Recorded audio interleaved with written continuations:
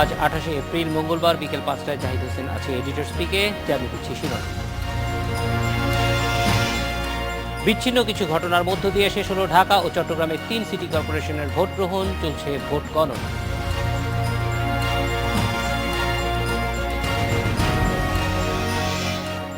ঢাকা ও Chittagong city নির্বাচনে vote বর্জনের ঘোষণা বিএনপির। কারচুপি, কেন্দ্র দখল, এজেন্টদের বের করে দেওয়ার অভিযোগ।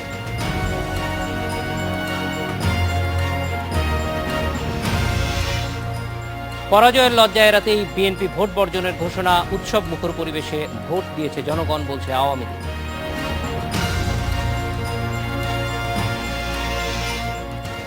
নির্বাচনে না জিতলে বিএনপির আন্দোলনের ঘোষণা প্রমাণ করে জনগণের মতামতকে গুরুত্ব দেয় না তারা, বললেন প্রধানমন্ত্রী।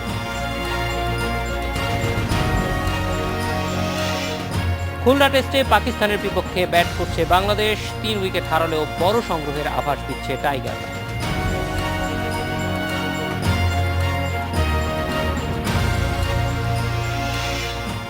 ঢাকা উত্তর ও দক্ষিণ এবং চট্টগ্রাম সিটি কর্পোরেশন নির্বাচনে ভোট গ্রহণ শেষ, এখন চলছে গণনা। সকাল 8টায় শুরু হয়ে বিরতিহীনভাবে ভোট গ্রহণ চলে বিকেল 4টা পর্যন্ত। ভোট গ্রহণ শেষে কেন্দ্রগুলোতে পোলিং এজেন্টদের উপস্থিতিতে শুরু হয় গণনার কাজ। সকাল থেকেই উৎসবমুখর পরিবেশে ভোটাররা ভোট দিয়েছেন। নির্বাচন কমিশনার ও আইন শৃঙ্খলা বাহিনীর সদস্যরা জানিয়েছেন, কোথাও বড় ধরনের কোনো বিশৃঙ্খল পরিস্থিতির সৃষ্টি হয়নি। দুপুরের দিকে বিএনপি নির্বাচন বর্জনের ঘোষণা দিলে ভোটারের উপস্থিতি একটু কমলেও পরে তা কিছুটা স্বাভাবিক হয়ে আসে। নিরাপত্তা নিশ্চিত করতে মোতায়েন করা হয়েছে আইন শৃঙ্খলা বাহিনীর ৭৮,৭৩০ সদস্য।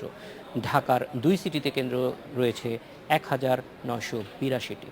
উত্তরে ভোট সংখ্যা ২৩,৪৫,৩৭৪ জন, আর দক্ষিণে ভোটার ১৮,৭০,৭৫৩ জন। চট্টগ্রামে ভোট কেন্দ্র ৭১৯টি আর ভোটার ১৮,১৩,৪৪৯ জন।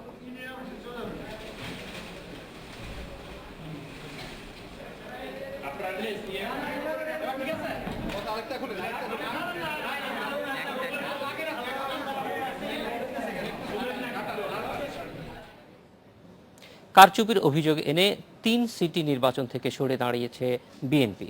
দুপুরে নয়াপল্টনে সংবাদ সম্মেলনে বিএনপির স্থায়ী কমিটির সদস্য মওদুদ আহমদ অভিযোগ করেন, এটি কোনো নির্বাচন নয়, 5%-রও কম ভোটার ভোট দিতে পেরেছে।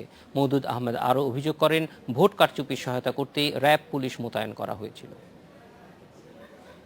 চট্টগ্রামের নির্বাচন থেকে আমরা সরে এসেছি এবং আজকে আমরা এই মুহূর্তে ঘোষণা করতে চাই যে এই মুহূর্ত থেকে আমরা এই নির্বাচন থেকে প্রত্যাহার করলাম এবং এই নির্বাচনকে আমরা বর্জন করি।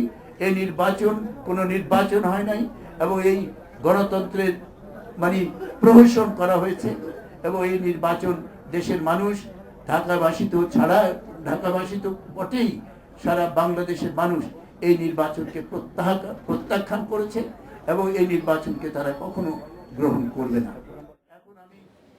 সিটি কর্পোরেশন নির্বাচন থেকে সরে এসে বিএনপি জনগণকে বিভ্রান্ত করার চেষ্টা করছে।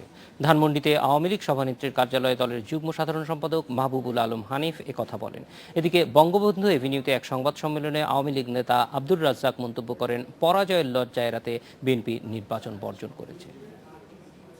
কোথাও কোনো অনিয়মের অভিযোগ পাওয়া যায় নাই। বাংলাদেশে অতীতের যে কালচার, ভোটের ক্ষেত্রে সাধারণত দেখা যায় যে অনেক সময় প্রতিদ্বন্দ্বী প্রার্থীদের সমর্থকদের মধ্যে দু একটি জায়গায় গোলযোগ, কেন্দ্র বন্ধ হওয়া, এরকম ঘটনা প্রায়শই ঘটে থাকে প্রতিটা নির্বাচনে, যেটা এই 3 সিটি কর্পোরেশন নির্বাচনে এখনও সেই ধরনের কোনো পরিবেশ পরিস্থিতি সৃষ্টি হয় নাই। তারপরেও হঠাৎ করে বিএনপি এই নির্বাচন বর্জনের ঘোষণা দিয়ে জনগণের বিভ্রান্তি সৃষ্টি করেছে।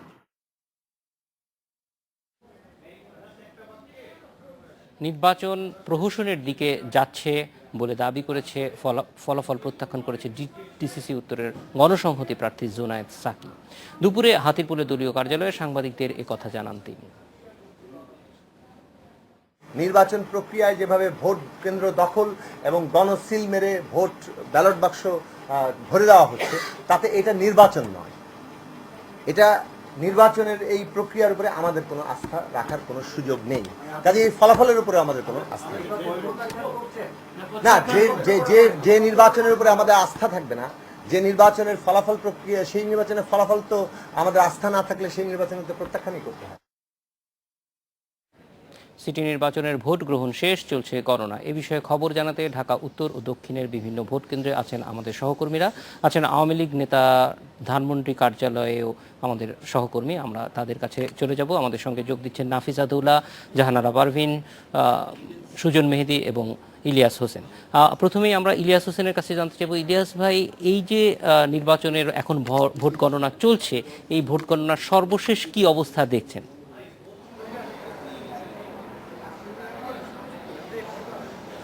কিছুক্ষণ আগেই কেবল গণনা শুরু হলো আর কি।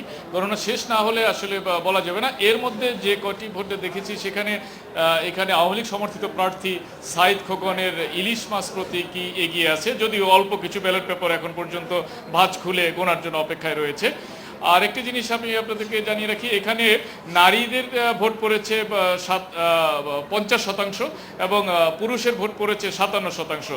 দুটোকে গড় করলে দাঁড়ায় যে 5.50 ভাগ, অর্থাৎ আপনার 53% ভোট এখানে এই কেন্দ্রে পড়েছে। আর এই কেন্দ্রে বিশেষ করে এটি হচ্ছে পুরানো ঢাকার নাজিরা বাজার ইসলামিয়া প্রাইমারি স্কুল। এই কেন্দ্রে সকাল থেকেই আমি শেষ পর্যন্ত আসি, এখানে কোনো ধরনের অপ্রীতিকর ঘটনা ঘটেনি এবং আশেপাশে কয়েকটি কেন্দ্র আমি ঘুরেছি, সেগুলোও মোটামুটি ঠিকই ছিল। তবে আমার সহকর্মী যারা লালবাগ, তারপরে কামরাঙ্গীরচর এসব এলাকায় ঘুরে আছে, কোথাও কোথাও অতটা উৎসব মুখর পরিবেশ দেখেনি বা ভোট কেন্দ্রেও অতটা উপস্থিতি ছিল না।